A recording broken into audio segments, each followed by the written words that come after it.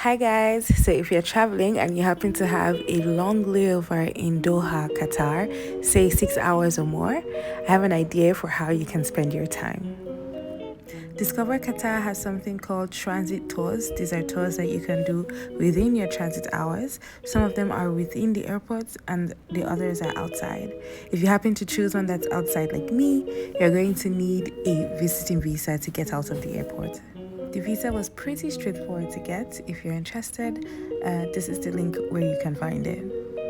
I chose the transit exclusive tour that had 3 stops, and it comes with a bus ride with the tour guide included.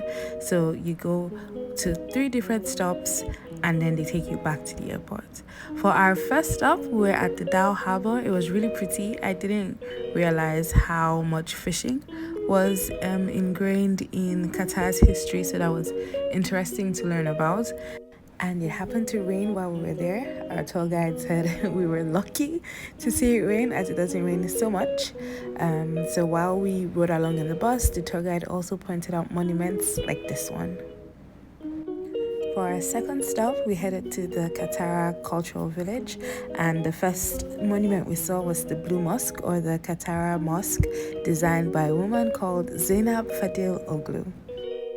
We spent a bit of time in the Qatar Cultural Village learning about the people, the culture, the inspirations behind some of the architecture that we saw, and just about Doha and Qatar in general. It was really interesting for me to learn all these facts behind the art, why they're there, and what they mean to the people, and all that good stuff.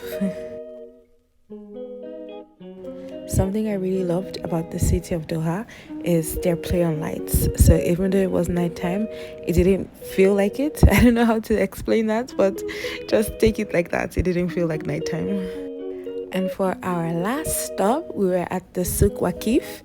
It is a traditional market, meaning even though a lot of tourists stop over there, it's still a functioning market that the locals, I find it funny saying locals, but the people who live in Doha visit to shop or to eat.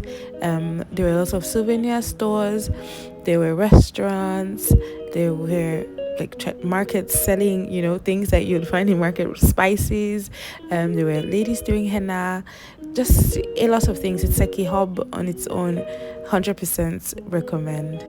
So even though the airport in Doha is beautiful, I think this was a better way to spend some of my layover time than just sitting in the airport waiting. And after all the stops, they brought us back here safe and sound.